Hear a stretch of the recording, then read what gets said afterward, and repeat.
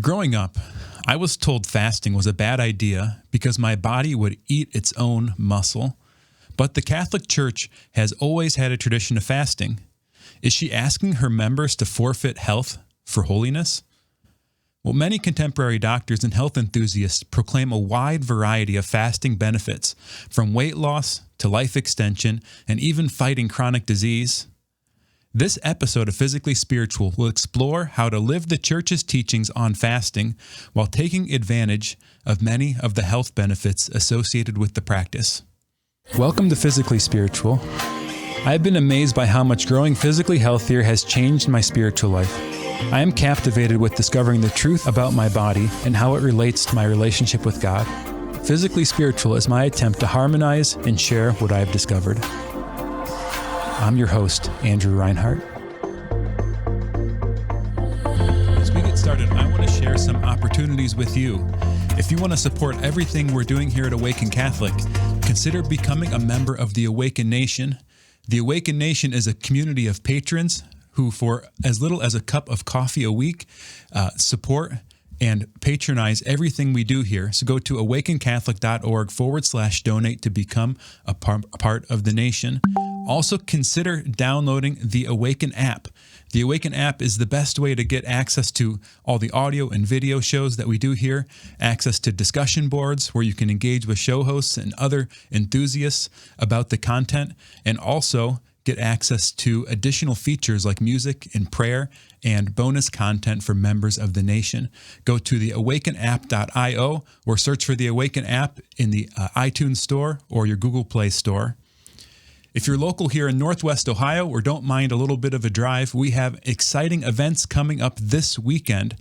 This weekend on Friday, May 21st, there's an event called Why Be Catholic. That's going to be sponsored by AWAKEN Catholic and hosted in Toledo, Ohio, featuring Bishop Daniel Thomas and Jason Everett. This Saturday in Bowling Green, Ohio, there's another exciting event called Sex, Love, and Porn, Fighting the War Against Lust and Pornography, also featuring Jason Everett. For pre-registration, the tickets are just a free will donation. So it's a great opportunity to come and experience these uplifting events here in Northwest Ohio. And if you want to get access to anything that I am doing or publishing, you can find my website at becominggift.com. And you can find my coaching and spiritual direction practice there if you want help applying any of the ideas from the show. As we get started, I want to share our Lord Jesus Christ's words to his followers on fasting.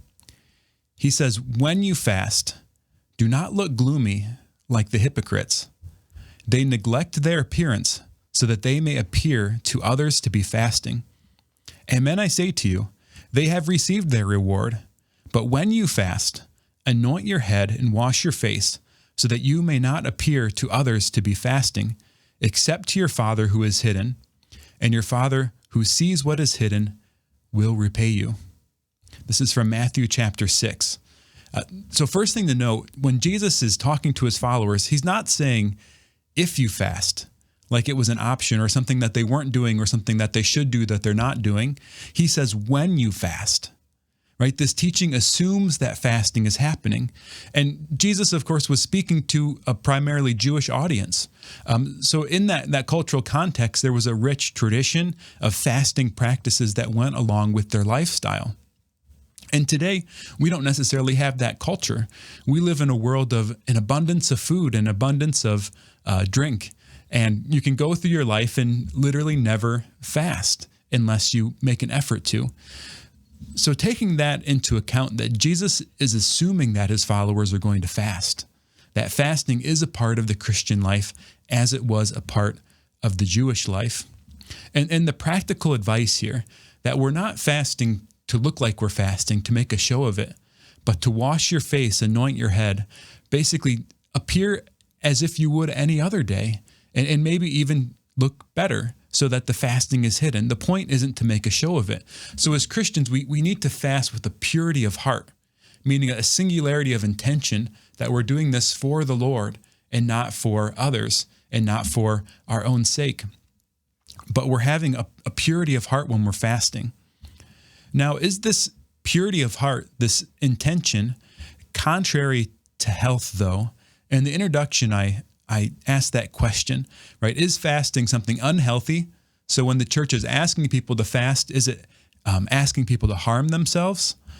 Or can we both seek the Lord and give our whole heart to the Lord with a fast, and at the same time do something that's actually going to be robust and helpful for our health? So I want to start this as we do these other episodes on asceticism we've been doing here on season 2, looking at it from both a natural lens and a supernatural lens. So let's start with the natural. Before I get started on it though too, I want to just put it in a disclaimer. Before you start any fasting practice, you should talk to your doctor. All right, so if you don't have a doctor, get one. And especially if you're on any medication or have any other situation, you need to approach this prudently and with supervision, with assistance from a medical professional. So please talk to your doctor before you apply anything that we discuss here in this episode. Of course, I'm not an expert in all things science and health, so I'm standing here on the shoulders of many doctors and scientists who have done research in this field. I want to point you to just 2 different resources. The first is Dr. Jason Fung, his book, The Obesity Code. He's also a co-author in a book called The Complete Guide to Fasting, and in his medical practice helps many people to both lose weight and fight different metabolic diseases through practicing fasting. And also Dr. Walter Longo, a researcher who's done a lot of work in the field of fasting and has promoted an idea called the fasting mimicking diet in his book, The Longevity Diet. So I would point you to these scientists and many more, and I'll have a list of resources in the show notes, different books, different speeches you can find from these thought leaders in the space. So I'm standing on their shoulders and sharing a lot of what I've learned from that research. First thing to note is there's a lot of different things that people mean when they say fasting. Right? When somebody says fasting, what exactly do they mean by that? There's different fasting styles. That one of the buzzwords today is intermittent fasting. It's lauded as a great approach to diet, a great way to lose weight and not really disrupt your lifestyle. So I want to first talk about these diets in the context of length, right? How long are you going to stop eating?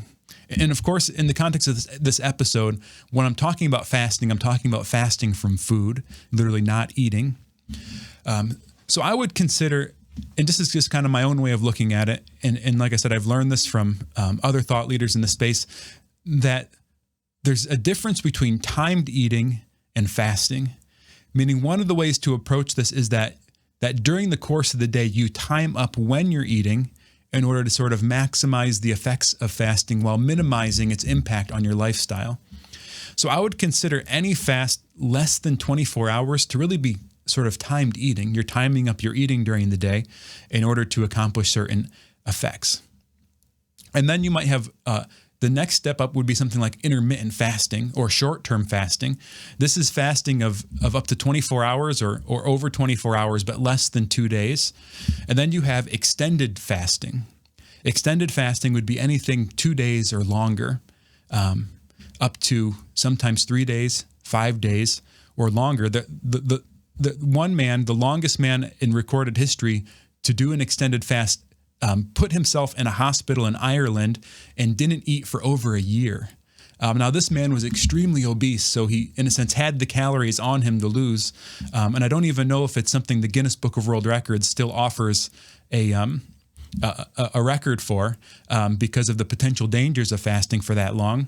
But this man fasted for almost or over a year, and I'll put a link to his story in the show notes. But then there's different styles of fasting within the context of those different lengths of time. So one thing I mentioned earlier was Dr. Walter Longo, and he put out this idea of a fasting mimicking diet. And the idea was that if you eat under a certain amount of calories and certain kinds of nutrients, then your body will enjoy a lot of the benefits of fasting while not having to go completely without food. So that's the idea of the fasting mimicking diet is a certain balance of macronutrients, meaning protein, carbohydrates, and fat, in the context being under a certain threshold of calories, and then your body enjoys a lot of the benefits of fasting without actually having to not eat. Another style that some people would propose is a protein-sparing modified fast. meaning what you do is you fast from all foods that are high in carbohydrate and foods that are high in fat, while focusing on things that are just high in protein. This is where the term rabbit starvation comes from. And it's from the idea that a rabbit, the animal, a rabbit, has so little fat on its body that if all you eat is rabbits, you'll eventually starve because there's not enough fuel. There's not enough fat on there to sustain your health. So you'll literally starve by just eating protein. But some people are proponents of fasting in this style where you just eat lean protein. You may also do like a meatless fast or a vegan fast where you'll take a day or a period of time and fast from all animal products. On the flip side, some people might do a carnivore fast where literally all you eat for a period of time is animal products or just meat. And then you might do like a ketogenic style fast where you do very low carbohydrates and then try to bring your body into what's called a ketogenic state or a fat burning state. So these are all different styles of fast that are out there. One more to mention is the idea of alternate day fasting. So you have one day where you don't eat anything from the time you wake up to the time you go to bed. Then the next day you eat, and you literally alternate every other day, one day eating and the next day not eating. So you may have heard this lingo or saw it on the cover of magazines at the checkout aisle or heard it on other podcasts. So these are just all the different styles you might choose. So where does this idea of fasting come from? Why do we think it's a good idea?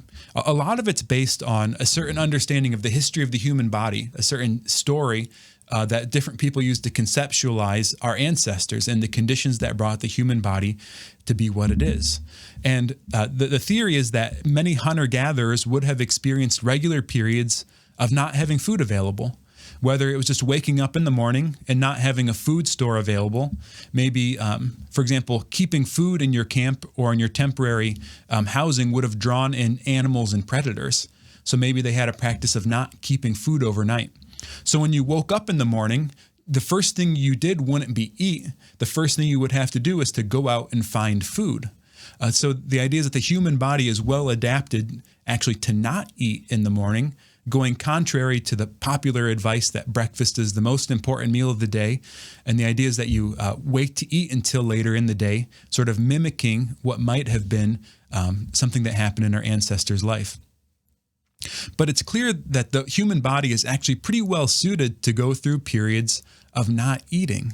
And it's believed that, like I said, our ancestors would have went through periods of not having food available. Maybe the animals would have migrated or food would be in short supply in the immediate area. So people would have to move to a new area to find sufficient nutrition. One of the ways I've heard this described is that the human body is kind of like a hybrid car. Right? We have two fuel supplies, one being carbohydrates, which our body turns into glucose and then is able to use that for energy, and then can store a little bit of it, whether it be in the form of glycogen in the liver or in the muscles. And on the other hand, the body also has fat storage. And this is like our long-term storage. And in the context of the hybrid car, it's like the gasoline. So your hybrid car, when you start driving, it uses the battery power. And then once the battery runs out, then the gasoline comes into play. So in a similar way, the human body, to a certain extent, will be running on sugar, will be running on carbohydrates, will be running on glucose. And then once the glucose has run out, the ideal is that the body is able to flip a switch, sometimes called metabolic flexibility, and can flip into a fat-burning mode where fat is turned into ketones in the blood, and then the ketones are used for energy. Now, the body always needs a minimum amount of glucose, especially the brain to some extent, but the body is capable of a process called gluconeogenesis, where it's able to use other substrate to create glucose for the body to use. So the body can function pretty much indefinitely under certain parameters without dietary carbohydrates through this process of gluconeogenesis. It's definitely a topic of debate whether or not that's an ideal state to be in or not, but it is possible. It's important to know that your body stores much less glucose than it does fat in most cases, meaning the amount of energy that's stored in all of the glycogen in your body and the glucose in your blood is really only enough for maybe a day or maybe 2 days at most. But all of that energy that your body is stored only lasts so long. And then the long-term storage, right? In order to have energy for a long haul, if food wasn't available for 3 days, 4 days, 5 days or longer, it has to be stored in fat.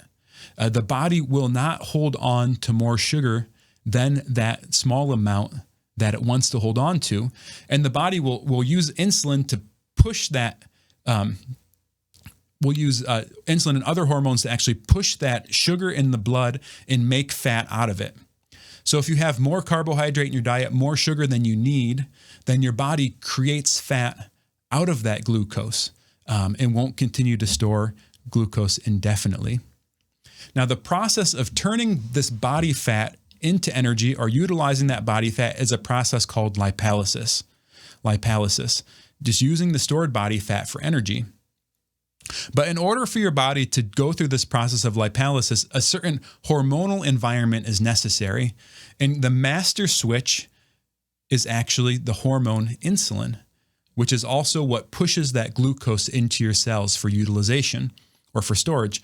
So this master switch of insulin. So if the body is in a chronic high insulin state, lipolysis is actually impossible or very, very, very limited. So in order for the body to utilize that body fat for energy, your insulin levels need to drop to a certain extent. Now, many people today experience something called insulin resistance, or sometimes described as metabolic syndrome and by some a pre-diabetic state, meaning it's the precursor state before a full-flung state of type 2 diabetes.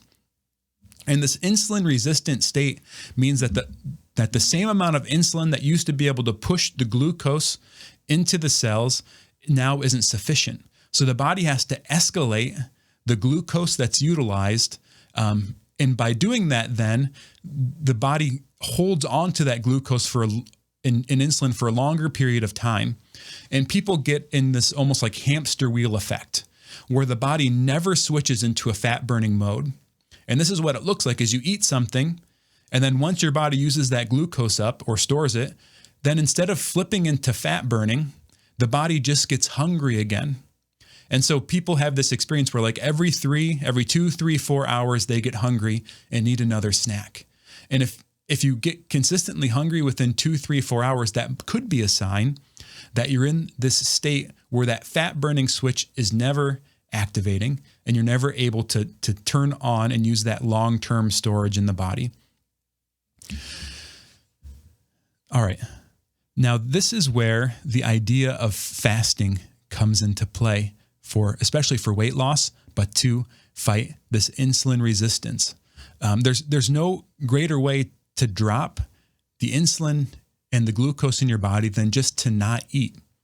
Actually, everything you eat has some glucose and insulin effect in the body. Even when you eat fat, to some extent, there is some insulin that's excreted in the body. Just from the process of eating, it signals your body to create a little bit of that hormone. But on the other hand, when you eat carbohydrate, it creates a lot more. It's a lot more acute on how much is created.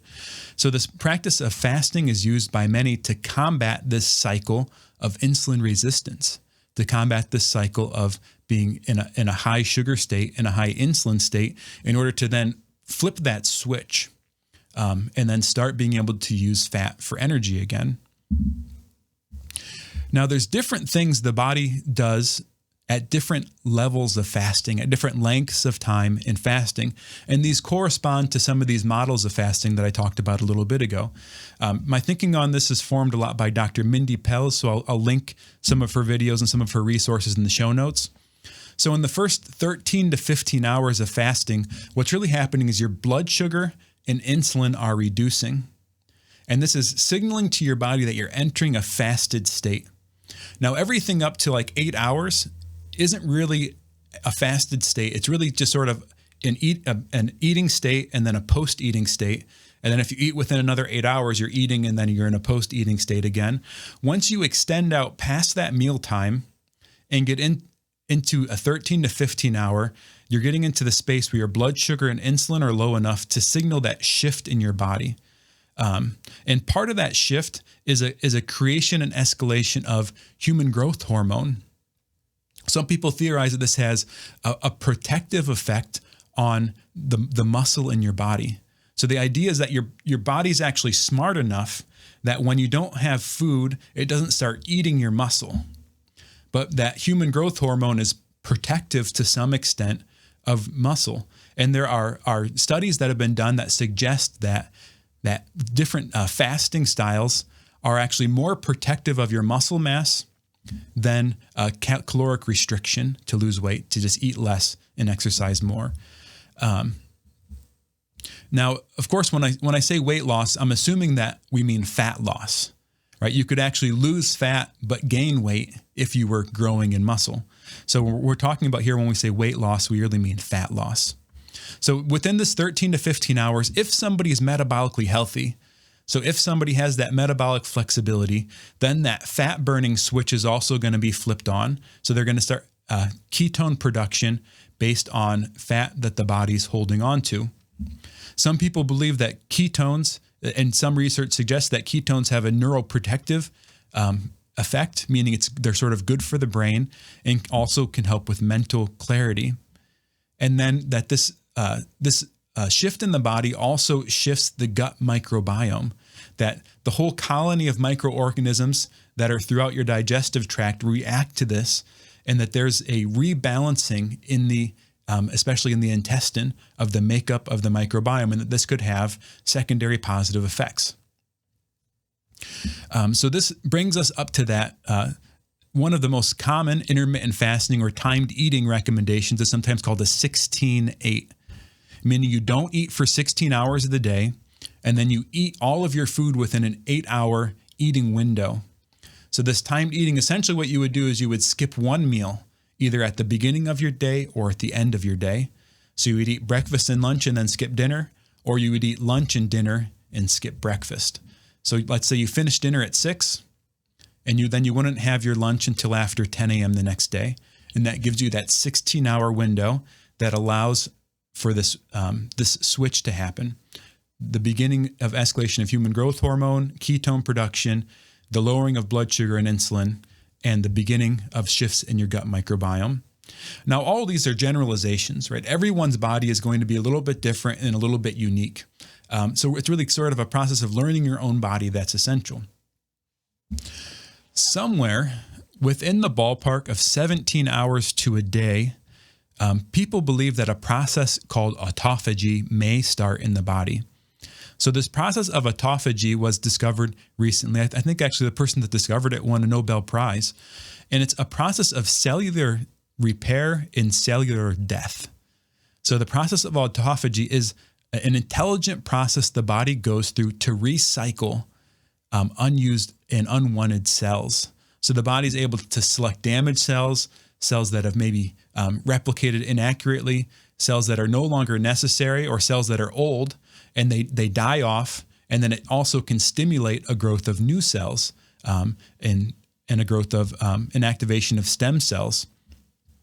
There was an MIT study that found that just 24 hours of fasting stimulated intense intestinal stem cells and had a regenerative and healing effect on the intestinal tract. And a lot of chronic diseases like Crohn's and irritable bowel syndrome and others start with the gut, with damage to the gut lining or other issues with the gut. So if we're able to stimulate intestinal stem cells, that could be potentially very helpful for people who struggle with these conditions. A 36-hour fast would be kind of the next plateau. So this would be that alternate day fast where you go from dinner, you don't eat for a whole next day, to breakfast the next day. And that gives you about a 36-hour window. So this is sufficient time for even people who experience insulin resistance for that insulin level and glucose level in the blood to start to shift down. So this is a tool that's often used for people who are in this pre-diabetic state to start to reverse that trend of insulin resistance and start to be able to unlock body fat. like I said before, definitely talk to your doctor before taking this on, especially if you have any diabetic condition or pre-diabetic condition. 48 hours, now we're getting into the extended fasting window. 48 hours, some research suggests that within 48 hours that there's an increase of antioxidant production in the body, right? Endogenous, so in your own body. People talk about these antioxidants that we eat in our diet and that they have cancer-fighting effects potentially. But our body has the power to actually make its own antioxidants, and this production is stimulated within 48 hours of fasting. Also within this 48 hours, there's a shift in a hormone called dopamine, which is a pleasure hormone in the body. It signals a reward center in the brain. So that a 48-hour fast can have an effect of resetting the dopamine effects in the body. We can get in this cycle of dopamine resistance or being overexposed to dopamine, whether it be from hyperpalatable foods or just the way that media affects our body. So this extended fast can start to reset that dopamine effect in the body. And then finally, within a 72-hour fast, so this is 3 days, we start to see an increase of stem cell activity and stem cell secretion in the body. So some people use this kind of extended fasting, and they believe it could have positive effects from things like having anti-cancer effects, right? The increase of stem cell work, the autophagy in the body, getting rid of unwanted, damaged, and unhelpful cells, and then the increase of stem cell activity, that there could be this cancer-fighting effect to this long-term fasting.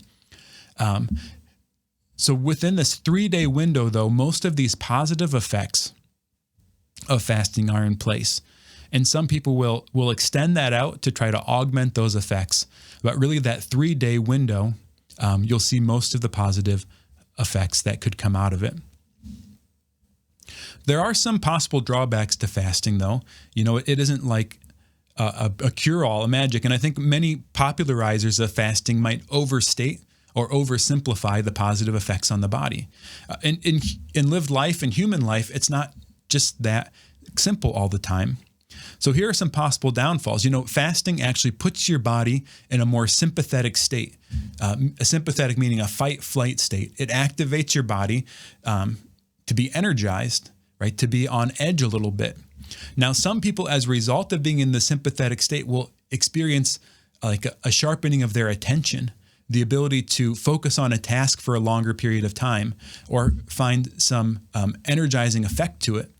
But if you're already a little agitated, maybe you have some propensity for anxiety, or you already tend to be in a bit of a sympathetic state, fasting might put you over the edge. You might be too agitated from fasting. You may experience increased anxiety or an inability to pay attention because you're overstimulated.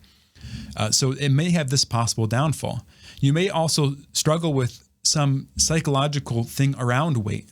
Maybe you've struggled with an eating disorder in the past, or you struggle with body dysmorphia, where sort of the mental picture you have of your body doesn't match the actual reality of your body. So fasting could be part of an unhealthy cycle for many people of a way to, where it be a sort of a punishing of the self, or it be tied with becoming underweight. And some people may also just overdo it, right? Whenever we fast, it has an effect of lowering the metabolism, right? Metabolism is sort of like a thermostat in your house. So the thermostat keeps the house at a stable temperature. So what happens is when you eat, the thermostat goes up, your metabolism revs up, deals with that food, and then settles back out. When you don't eat, your metabolism will slowly reduce, and then will return once food is available again. But what your body is looking for is actually a steady state where there's not too much energy and also not enough energy. So your body's going to adjust to your caloric intake. So if you're fasting too much, it could have the effect of pulling that metabolism too low. So fasting should always be coupled with feasting, right? An alternate day fast, the idea isn't actually to just reduce your overall number of calories, even though it likely will do this just because of what's happening to what's going on in your brain with your hunger hormones in the process. But that fasting day should be matched with a feasting day where you're actually eating more than what you normally would in order to rev that metabolism up to take on the calories and the nutrients your body needs, because you don't want to draw down the essential nutrients that your body needs. So you don't want to overdo it. And especially if you're already underweight or at an ideal body weight, fasting might not be a great tool for you. It might not be necessary, and there may be other ways to gain some of these effects. Or like I said, you want to couple the fasting with feasting and be a little more cautious with it. All right, so that was a quick tour on fasting from a natural perspective. Now let's talk a little bit about fasting from the supernatural perspective, from the perspective of faith. First, just to distinguish fasting from temperance. This is a great paragraph from St. Ignatius of Loyola's Spiritual Exercises. This is from the 10th edition of the first week of the exercises. He's talking here about the mortification of the body. And he's saying the first way is to eating. That is to say, when we leave off the superfluous, it is not penance, but temperance. It is penance when we leave off from the suitable, and the more, the greater and better, provided that the person does not injure himself and that no notable illness follows. Right, so there's some great wisdom in this passage, but the key here is the distinction between fasting and temperance. Right, if we're not having something superfluous, if we're just not eating something that's unnecessary, let's say like sweets, an excessive amount of sugar in our diet, maybe just an excessive amount of rich food or caloric beverages, right? That's not actually fasting to cut those things out. It's just temperance. Like it's just being sensible. It's cutting out things you don't need. We get into the fasting realm when we're cutting out something that's suitable to us, something that in a normal context and over the long term we actually need. And he's saying that the more we can do this, the better, but to a limit. So we shouldn't be injuring ourselves or damaging our health or causing disease on the other hand. So there's a great balance to it. But this difference between fasting and temperance, both very important, but we shouldn't just be doing something sensible, something temperate, and think we're fasting. So the first reason to fast that he mentions here is the idea of mortifying the flesh. To mortify the flesh. What does it mean to mortify? That word mortify means mortal, or to recognize that we're weak. Mortal, like the word death, our mortality. So to mortify the flesh is remembering that what life is really all about. That life is about the life to come. That we're living for heaven, that we're living for the Lord, that the gift of faith adjusts our end, adjusts our vision toward heaven, toward eternity, and toward God. So we mortify our flesh to direct our passions, our attractions, and our will to the things of the Lord instead of to the things of the world. So we're literally denying ourselves the things of the world in order to raise our passions and our senses up to the things of the Lord. And this can, of course, include things other than food. I'm a huge proponent of media fasting. I think that's probably even more than food, something we go overboard with today. But in this episode, we're talking specifically about food. The other thing we're doing when we're fasting is we're offering it up. Right? The Lord says that some demons can only be cast out through prayer and fasting. So there's something about prayer and fasting coupled together where there's a power that's not there when these things aren't coupled together. So we can pray and fast for something. It's kind of like a 1-2 punch. I've heard it said that praying without fasting is kind of like being in a boxing match with one of your arms tied behind your back. So entering spiritual warfare, this battle we have against the powers and principalities of the world, is a powerful way to seek the Lord's favor and to seek the Lord to intervene in a certain situation. Fasting also connects us to the sufferings of the poor. Right? In many parts of the world, poverty goes hand in hand with a lack of food. And if we never have a sense of that lack, if we've never experienced that for ourselves, can we really enter into their experience with true empathy? Now, it's not going to be exactly the same because you could choose to eat, but you can choose to have that experience. You know, some people will have these experiences where they get together for a day and don't eat together, to have this experience of what it might be like to be in one of these states. And it's also a good idea that when you're then giving up that food, right, then you're not paying for food. So you could take the money that you save by not eating and donate it to the poor to help alleviate other people's hunger. But by giving something up, we can connect our heart with the suffering that others are going through in the world. And finally, when we're fasting, it's a great way to make space for prayer. It's a great way to make space for prayer, right? We're all busy. You only have so much time. So one of the side benefits of fasting is you're not eating. So you're freeing up literally an hour or two of your day that you wouldn't normally have available to you. And it's a great time to make space to pray more, right? To add that holy hour that you never have time to make, to take an extra 20 minutes to reflect on the scripture, to say a rosary that you never have time to finish.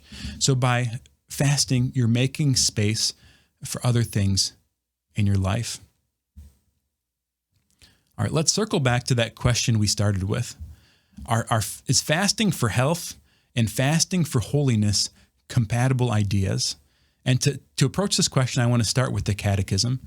Paragraph 1430 of the Catechism says, Jesus' call to conversion and penance, like that of the prophets before him, does not aim first at outward works. It uses the term sackcloth and ashes, fasting and mortification, but at the conversion of the heart, interior conversion.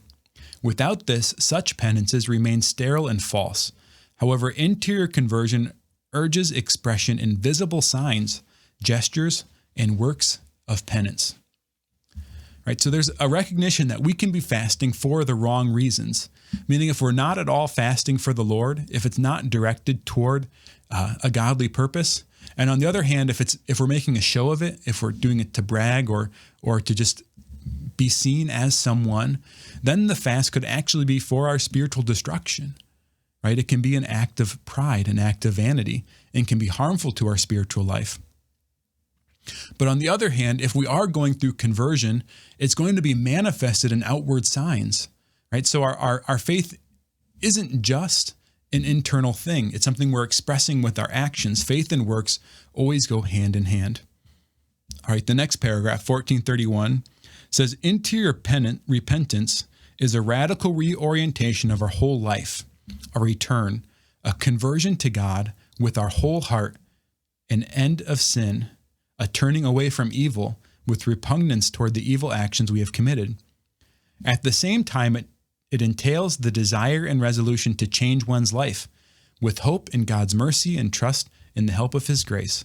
This conversion of heart is accompanied by salutary pain and sadness, which the fathers called animi cruciatus, affliction of spirit, and repentance of heart. Right, so what we're called to do is this conversion of heart, this radical reorientation of our whole life to the Lord. Right, we're giving our whole self to him.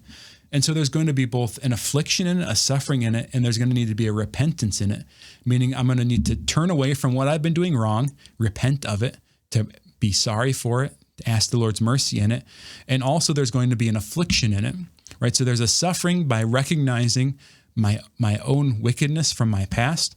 And on the other hand, then giving my life to the Lord, there's going to be a mortification of my senses. It's going to be difficult, right? The things that I used to do, that I found pleasure in and solace in and comfort in, I need to give up to seek and find comfort in the Lord. All right, so in the midst of this, I want to propose that fasting for health and fasting for holiness are not contrary to each other, but complementary to each other. Health is a part of holiness, and holiness is a part of health. Now, this doesn't mean that health isn't just a lack of disease, because of course, many disease states that might be out of our complete control. So there isn't a correlation between health and holiness like the people of the scripture believed. But we do know that disease and falling out of health is a secondary result of sin, or a distant effect of sin. And on the other hand, it's ideal that we do have health, right? That the body does function well, that we're able to give ourselves to the service of the Lord with a long life. Now, a lot of the saints do experience illness, do experience physical afflictions, and these should be embraced and accepted from the Lord. And we shouldn't just live our life just seeking wellness and seeking feeling good.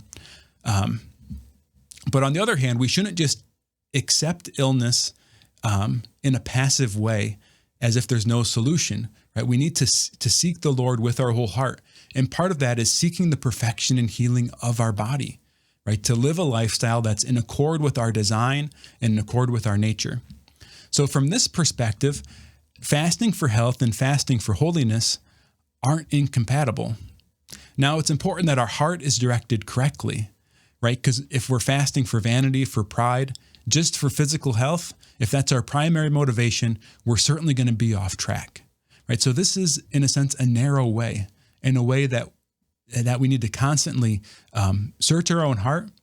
But we can approach the fast. We can approach fast. We can approach our penances with a sense of trust, because if it's in accord with faith and it's in accord with reason, it's also going to bring about health of the body.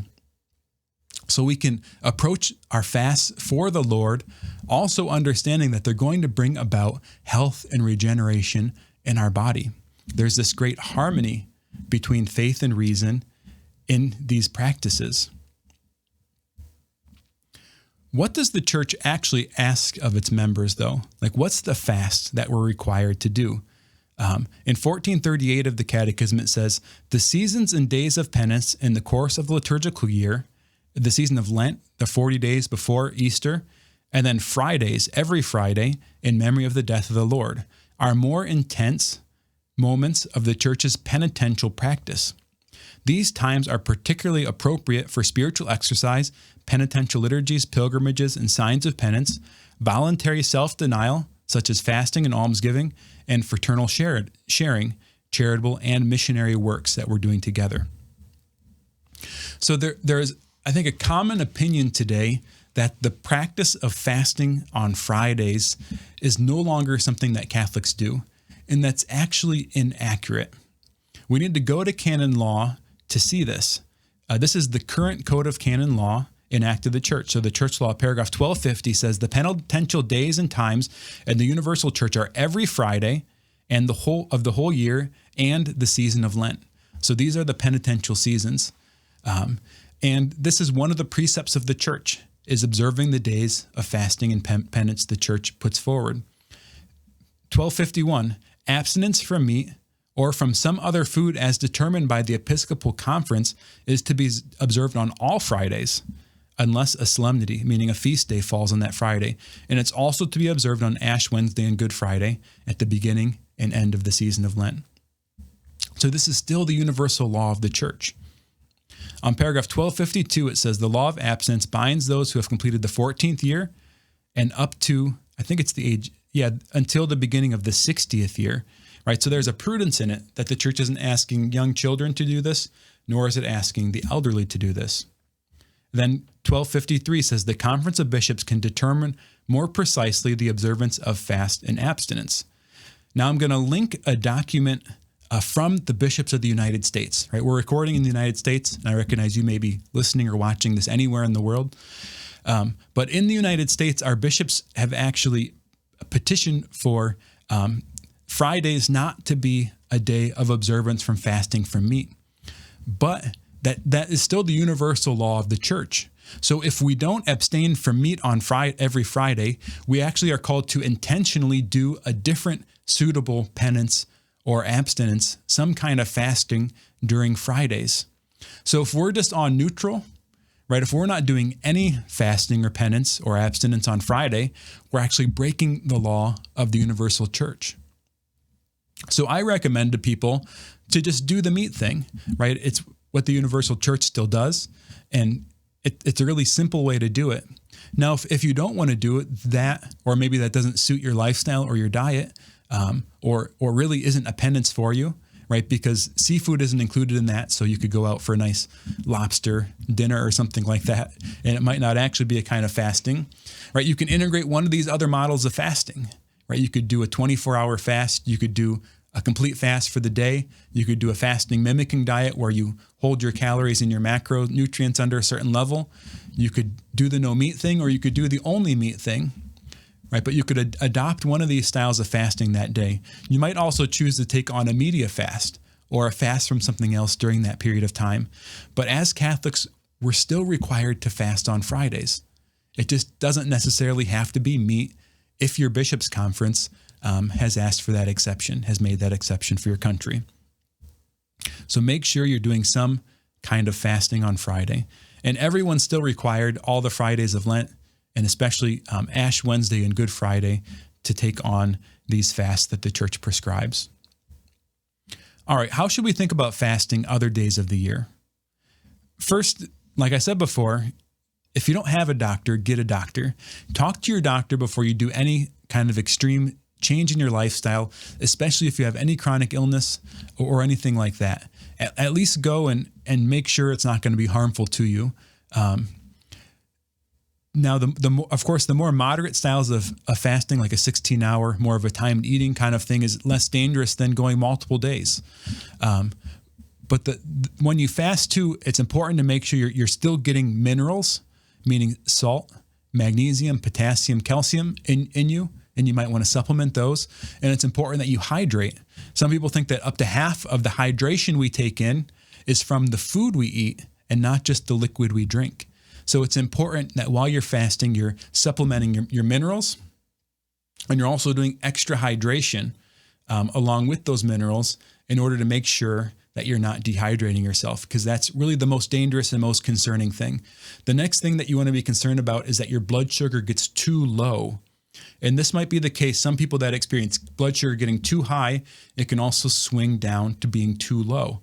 Now, if you're metabolically healthy, if you're able to make this switch between fat burning and sugar burning, it's unlikely that will happen.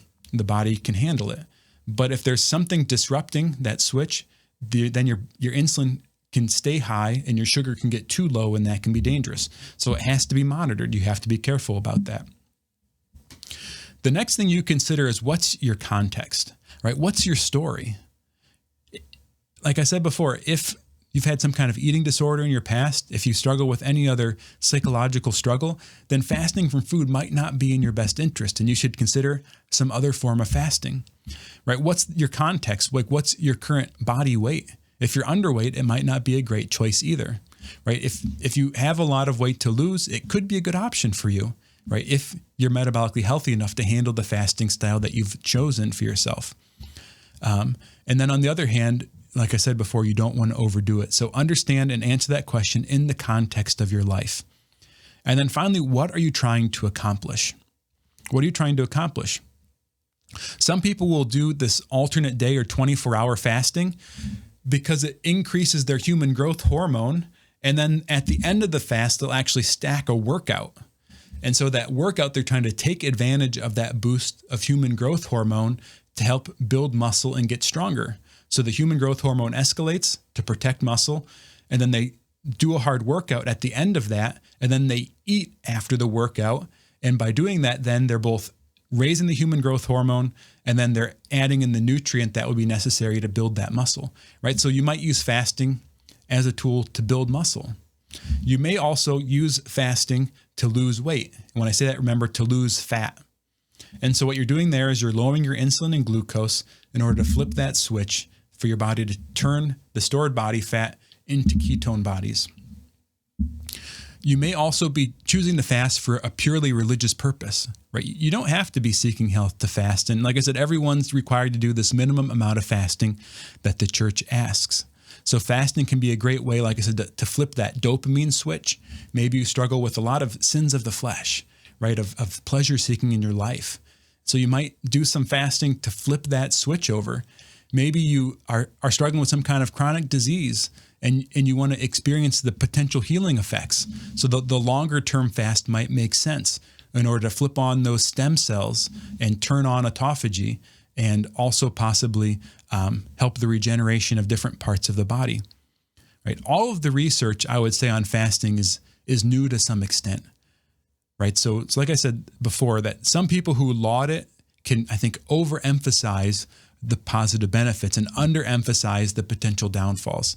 So I think approach this cautiously, but we can also approach it with a certain amount of trust, right? That if we're healthy, that by doing what the church is asking us to do, and then maybe even going further and seeking more penance in our life, we're not actually damaging our body. We could simultaneously be growing in supernatural life by giving our whole heart, mind, and soul to the body in a more extreme way. And then on the other hand, doing something that corresponds with the history of the human body in order for it to heal and to flourish and to have a long life in service of the Lord. This show and all media on Awaken Catholic is made possible by the Awaken Nation and the Hallow app. The Awaken Nation is a community of people like you who support all things Awaken for as cheap as a cup of coffee a week and get access to exclusive content. Learn more by visiting awakencatholic.org/donate. Hallow is the only audio-guided Catholic prayer app focused on contemplative prayer and traditional Catholic meditation such as Lectio Divina, Daily Examen, and the Rosary. We here at Awaken all use Hallow every day and love it. To learn more or give it a try, visit hallow.app/awaken.